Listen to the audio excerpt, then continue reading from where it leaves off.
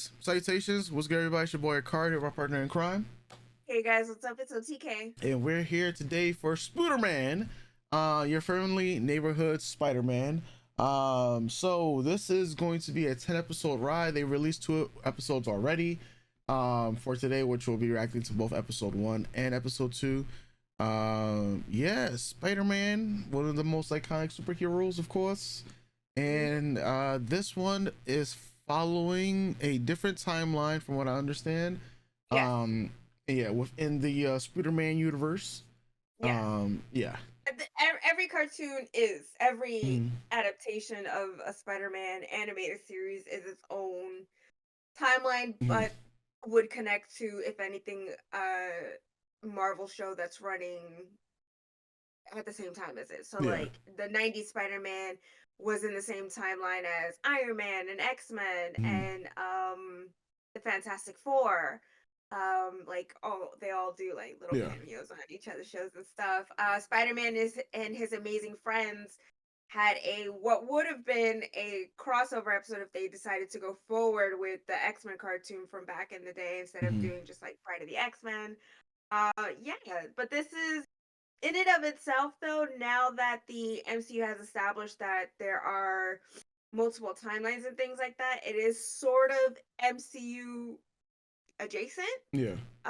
You just like hop in and out. So anything can happen here that can happen there. It'd be like into the Spider-Verse, something happens there. It's possible that they can bring it on over to what's going on in the MCU. But Yeah. yeah, this is the first Spider-Man animated series that I am interested in a Mhm. very long time. I think the only one that I've watched mostly is the 90s cartoon. Oh, and Spider-Man and His Amazing Friends. Mhm. That's my favorite Spider-Man cartoon because of Firestar and Iceman, Mhm. two mutants. Of course, like you're gonna put mutants on your show? Yeah, I'm gonna Yeah. watch it. Plus it's like real camp and kitsch and very 70s cartoon, and I Mhm. love that stuff. Um, yeah, and then like for me, anything more recent would just be Across the Spider-Verse, Into the Spider-Verse, Yeah. and then the live action movies. My favorite live action Spider-Man movie is Madam Web. So, Mhm. you know, it is all a mixed bag of stuff when it comes to Spider-Man.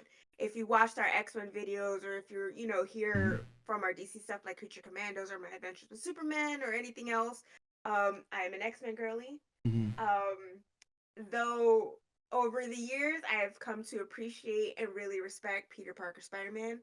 Much love for Miles Morales because of who Miles Morales is. Mhm. Much love to all the all the connecting spider people of the web. I think Mhm. maybe my favorite spider book would be is it Spider Island or it might be Spider-Verse. Spider-Verse might be my favorite book just because I got introduced to so many different spider people that I didn't care about Mhm. before. I like personally like Jessica Drew Spider Woman and Julia Carpenter and Aranya, like all the girls, of course. I like all the girls. But yeah, it's like, I'm excited because I liked how the animation looked from the Mhm. previews we got. I haven't seen any trailers up until I think the first one was the only one I saw. Mhm. And just knowing that Nico Minoru, who's from the Runaways, one of my favorite groups in Marvel, is in this cartoon. So I'm interested to see how they interweave Nico into the story and if we get any other like Runaways or like Young Avengers. And I hear the inclusion of like other not so well known younger Mhm. Marvel superheroes in this show. So I'm just excited to see who they tap in and who I learn about. Yeah, I'm Yeah. excited.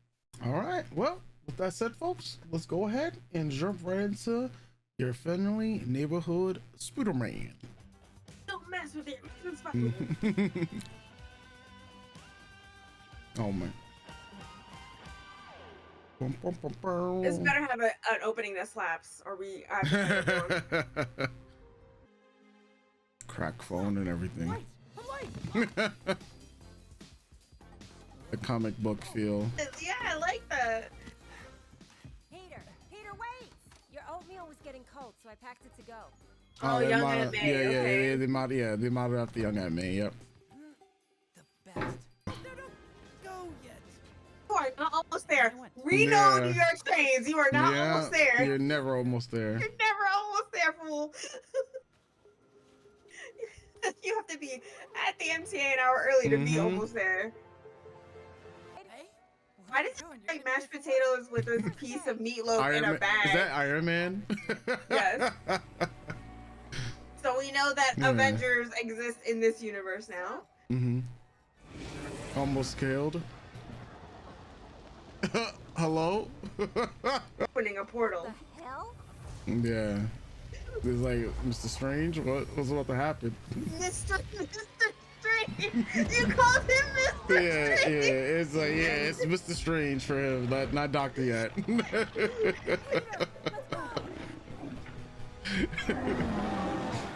Hello? Alright, that looks like a symbiote. Doctor Strange? Yeah, there we go. Nah, the Peter is Mr. Strange. Thinking of most recent one with Tom Holland, he's like, Mr. Strange. What a wild way to start off. Oh. First day of school, huh? Mind you, that giant ass Yeah, portal. still, what is that? Oh no. Oh, wait a minute. Well, he got through. My man's is literally about to destroy the whole school. Oh man. Superhero shit, man. Yeah. Do it sweet. Make sure that Well, he's not a tank for nothing, right? Well, you can tank that or not. Oh my god. Yo, this man is just fucking shit up here, bro. Like, Nico. oh, no, Nico. Okay, Nico. How about you? Nice to meet you, Pete.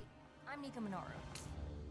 Okay, rude. I didn't name myself. Uh-oh. Didn't like my name? Oh no. Yeah, bring it back. Comics. Hey. Downloaded the shit. Yeah. Yep. Banger. Nice. That Classic was cover fire. homage. Classic cover homage. That was fire. That was fire. A few months later, huh? Oh, Jesus. Man's almost got isekai'd. Oh, wait. Capcoon. Yeah. Yeah. I love the homemade soup. How it starts off. The question has always been, where is he swinging from? And now they clearly showed it was off the top of the roof that time. Yeah. Always the roof. I think you're about to smack into something. You might as well get hit by the train.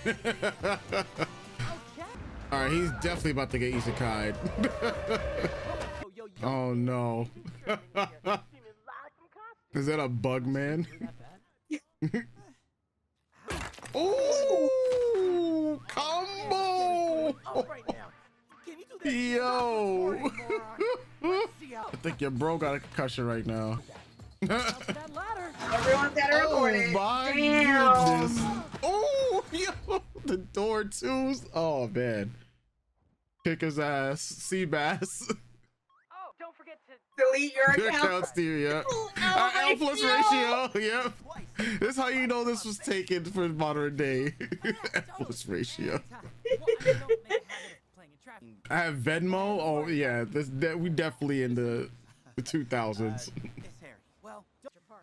They always know. They always know.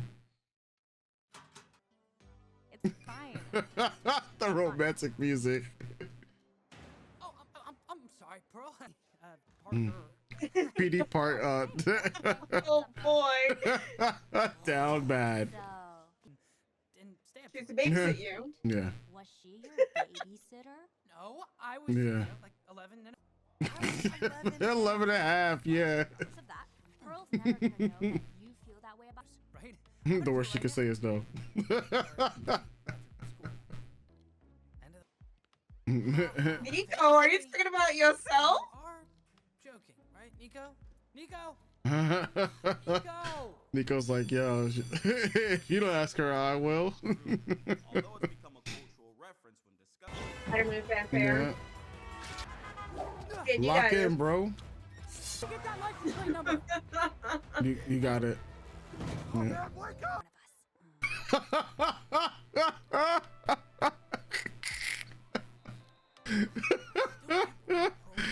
Yeah. Really? Excellent. Mhm. About it for a week. Hey. Now she gets to go Dude, pro. right. Also want you to do all. Are those Don't that speak maintain- like that. Yeah. The ratio was Wild. uniform despite having defects. Yeah. Oh, Boom. Yeah. I know that look. assume that. You when you make assumptions, you make ass of yourself. People think I'm destined. Nice. Nice. Oh man. You know, Lonnie's Nice. actually pretty cool. He's really smart. She's on the Heartbreak. same team. Heartbreak high. Yo, Oh man. Excuse me. Yeah. He should have tripped her. I No, would've tripped her. 125th Harlem. Wait, did you say free pizza? I'll take the free pizza. He's I'm out of here. He is a New Yorker. Yeah. Who could turn down free pizza? Unless it's a pizza you don't like, you know. But even Yeah. bad pizza is good pizza. Oh my gosh. I get the feeling like that's Hot. hello? Oh, How was Hello? Who, what, he's here in his house? CD player on the way home. Hello? Crazy car parked Did you outside. Yeah, like hello? It's Oz. nice to meet you. My name is Norman Osborn. Oh Yeah. my god. Yeah. That's why I was like, hello? What's my man's doing in here? See, is there anything else after that? No, just credits. Okay. Yeah. That does it for episode 1 of Spooderman. A banger indeed. A lot to take in. First, we have Doctor Strange, aka Mr. Strange, you know, making his appearance out of nowhere. Yeah, I was not like I saw only one trailer beforehand, so I know he wasn't in the trailer. But of the characters I did see, was of course Norman Osborn, of course.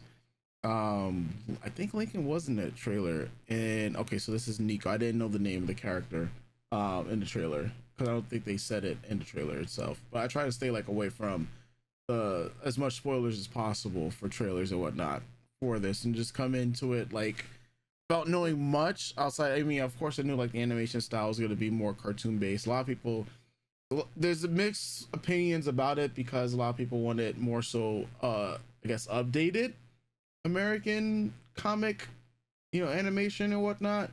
I think a lot of these people are also spoiled by animation, as well. Because I like it does. I'll say this: the animation looks cleaner than what we were getting, say, for like the first episode of X-Men, because it was like that. It was a little jarring for both of us in like that first episode. So I think like the animation was more fluid for sure. With this episode in the cell shading.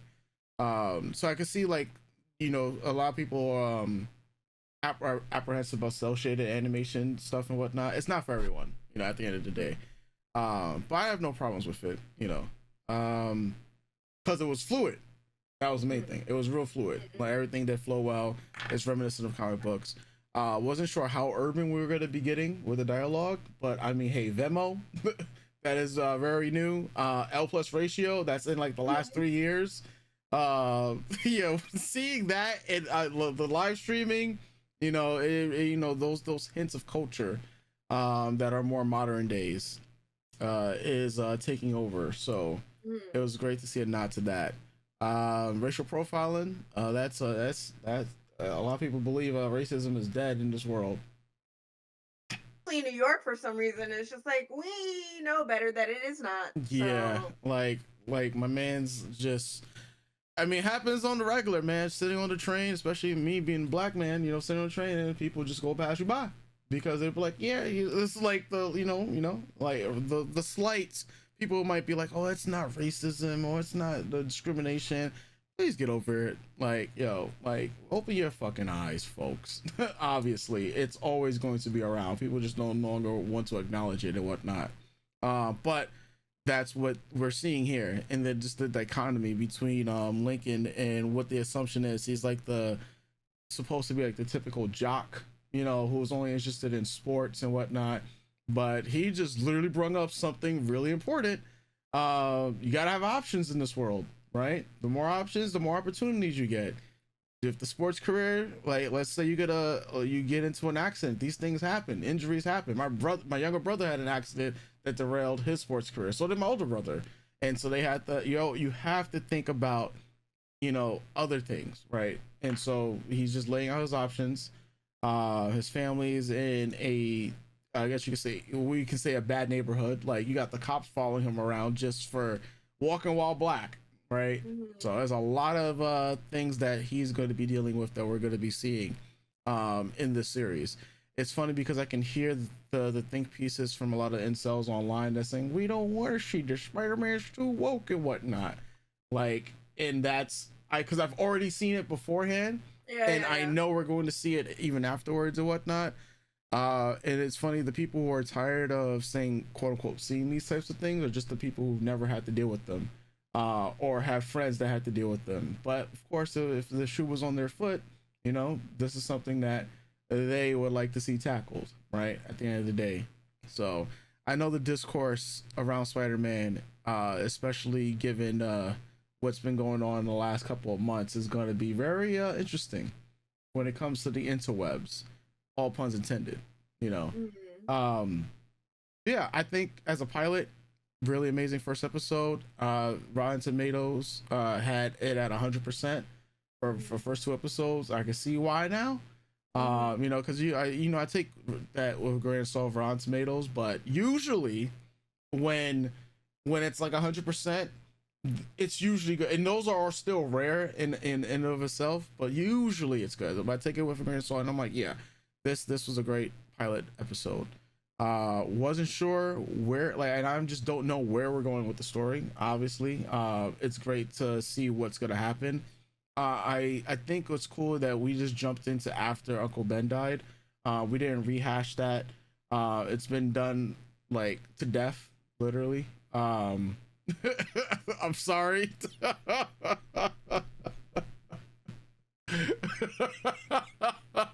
My apologies on that one.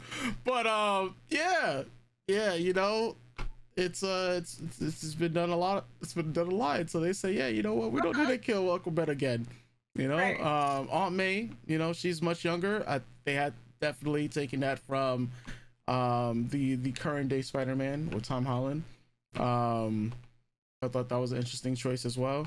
And yeah, obviously, what a lot of people are going to latch on, and rage baiters going to latch on, is a lot of the race swapping that's going on. So, right, that was the discourse that was happening earlier.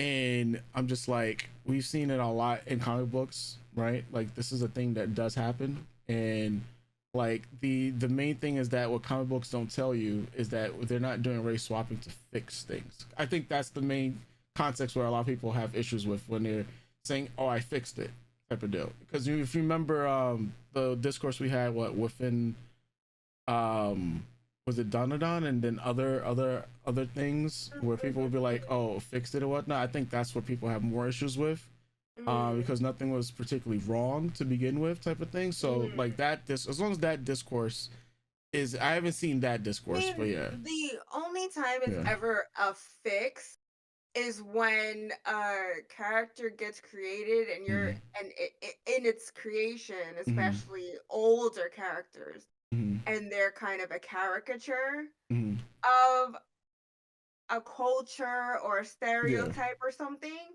And then future writers, current writers, modern writers look at that and go, okay, well, let's not do that anymore. This white man who feels the power of Japan, we don't need that. So let's actually give it to a Japanese guy or girl or something like that, right? Or this white man with this, like, there's a lot of heroes we could go back and go, oh, maybe we should tweak this just a little bit. You know what I mean? So certain characters do get fixed.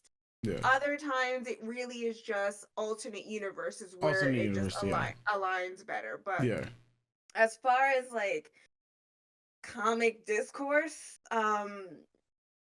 there's always gonna be that, especially when it comes to race. But people, it's kind of one of those things where you go, So like with X-Men, right? How can bigots, how can homophobes, how can racists, how can misogynists like X-Men when a lot of what the stories are like against those things, right? X-Men as a whole is like against that. Um and and it's just understanding that they'll pick one character and then like you said who they don't want to see the rest of it, right? They don't want to see the real context of the story, so anything that happens afterward is a fix, Yeah. right? um yeah, it's when it comes to this stuff, so like obviously Harry and Norman are white in the comics, with people in the last handful of years going because of the stylization of Harry or Norman, My man like got waves, jokingly saying, bro. right, exactly. He There's got there's that. That's what I was getting to, right? waves. So you're taking something that has cultural nerd significance and Mhm. context based off a design and just leaning into it, right? Yeah. But also, I think it just needs to be understood that this is a separate universe, right? Yeah. There is no race swapping. It's its own universe. Yeah. So anyone could be born, and as long as it's not in a inappropriate cultural or appropriation, right? Yeah. It's fine. Um, yeah. I mean, these conversations about this stuff are always going to happen. Sadly, Mhm. it's sadly fucking constant. Yeah. But yeah, I really just it's kind of one of those things where because I'm so into comic books and I'm so into like the animated media and the live action media, a lot of times you kind of just have to sit back and go, what are you really arguing about here? Yeah. What are you really arguing about here? Because on a lot of contextual basis, when it comes to swapping a white character to make them another race, it doesn't necessarily change their story. I can't Mhm. think of white characters where their whiteness is important, like to the character structure of who they are, right? Certain maybe certain aspects depending on culturally where you're at, like if the story's set in Italy maybe or something. Mhm. I don't know. I'm not European. I don't know cultural significance of race in those places. I'm more so talking about here in the States and things like that. Like, yes, changing a rich white guy to a rich black guy, changing a smart white boy to a smart black boy only really changes the story in it of itself, that now the Mhm. world will act differently towards the smart black boy. The Mhm. world acts differently towards the placement of a rich black man, right? Mhm. But it adds to the story, doesn't take away to the story, as it would if you take a black character and turn them white, Mhm. right? That's kind of how I see it. That's the general gist and sentiment, I believe. Yeah. So when it's this stuff, it's like I think any of the incel mob that's like, oh, it's too, they're comic books have always been woke. Mhm. Comic books have always been woke. Comic books started because things needed to get talked about. Comic books have always been political. Comic books have always, I mean, Mhm. obviously when we talk about like the big two and stuff like that, but there's always an in real life thread happening with these stories that get created. Why a lot of your favorite characters got created, why Superman got created, why Spider-Man got created, why the X-Men got created, why Cap got created, why Mhm. Wonder Woman got created, right? There's in real life significance and threads even in these fantasy fantastical sci-fi settings. Mhm. It's all connected in one way or another to real life. She just had like a little Twitter thread where someone was like about Arcane that it's there's no propaganda in it because it's a fantasy, and I was like, wait a Mhm. minute, that's like no, that's not how it works. But sincerely, not being snarky with them, like I wasn't Yeah. trying to be an asshole, and I hope I didn't come off that way. It's just trying to educate, like just because it's in a fantasy setting Yeah. does not mean propaganda or racism or bigotry don't exist. It's what's written here. You take in real life situations, and just because you stamp steampunk on it or stamp elf on it, you're still writing real world situations, Mhm. right? A lot of us in the fantasy community and the comics community talk about this all the time. How these allegories for race hating, misogyny, patriarchy are still within these stories, And just because you have someone go magical fireball, it does not change the real world implications of it. So it's the Yeah. same thing here, right? Yeah. Um, my, my thing is though, like I'm just like I don't have any nitpicks. Hmm. Like I said, I'm not a Spider-Man girly. So I'm excited for whatever happens, right? I'm excited to get introduced to these new characters. My thing with Nico, as far as like I can like my only nitpick was like Nico, I think is a LA based character. Hmm. If I remember, The Runaways takes place in California. And so taking her from California to New York is a little weird for me. Hmm. But that's why I'm kind of just hoping we kind of start implementing other Runaways too. Having her be out, well, she's bisexual in the comics. I don't know if Hmm. she's gonna be bisexual in the cartoon, but Okay. having that like her being her queerness confirmed, I think it's so great to me. Um, Getting these real world instances of racial profiling, of assuming about your peers around you, and things like that. Spider-Man has always been about that. Hmm. All these comic books have been about that. Like we could go back and we could pull stories about where this stuff happens.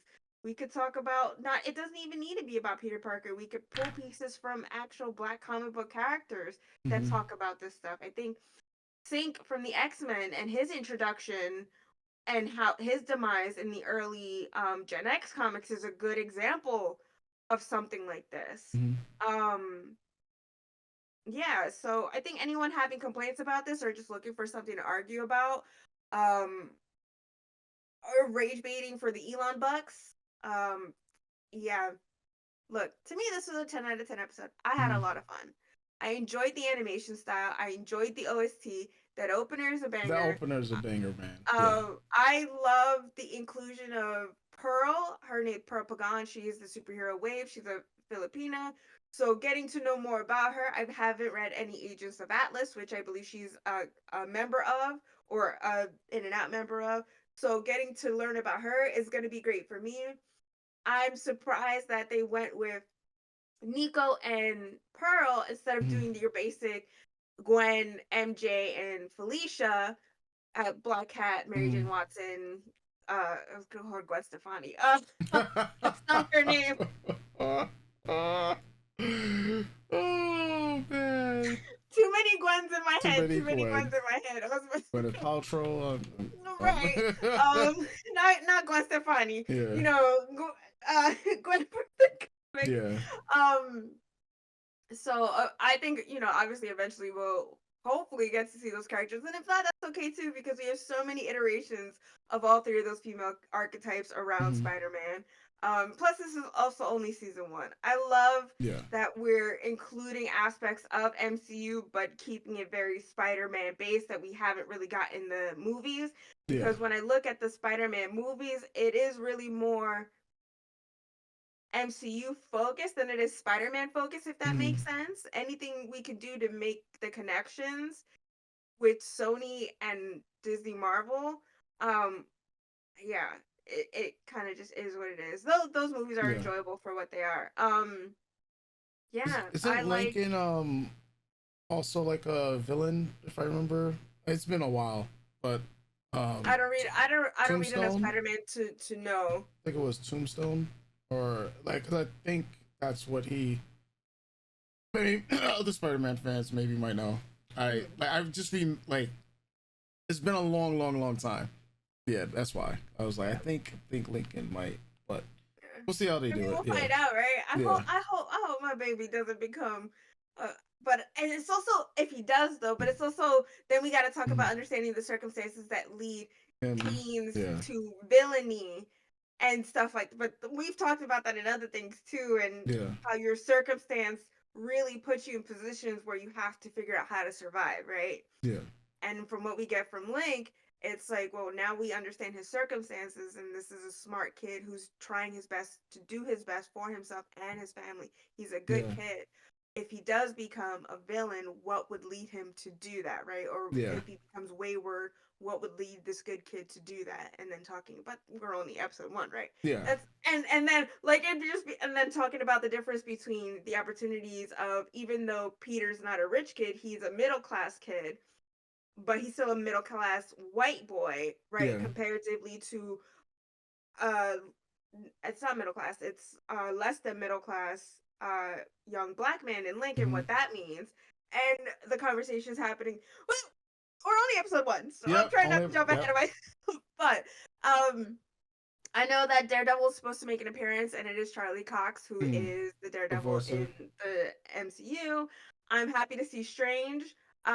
Just Mr. because, Strange. like, yeah, look, it's just also one of those things too, where when we watched X-Men '97 and we saw Iron Man and we saw Cap and we saw other heroes, it's like, oh yeah, this makes sense. They're, you know, when you're in New York and like your bases are all based in New York, you're all gonna run around each other, right? Yeah. Where of course we get team up books and stuff like that, and those are wonderful. And you know, having your core babes stay on their own, they will run into each other. It's just, it happens. New York isn't that big, right? The X-Men may be up in Westchester, but they're still running game in Midtown. Just because Peter lives in Queens doesn't mean he's not, you know, going into Harlem and doing stuff, right? And same thing with the FF. And it's just like, it's just those little cameos where you go, oh, that's right, they're all in the same they're all on the same island. It makes sense that this would happen. But the question is, though, with Strange introduction, is this Strange from another universe? Because he's like, oh, I'm not supposed to be here right now. Is he from that universe and just saw into the future, or is he from a separate timeline?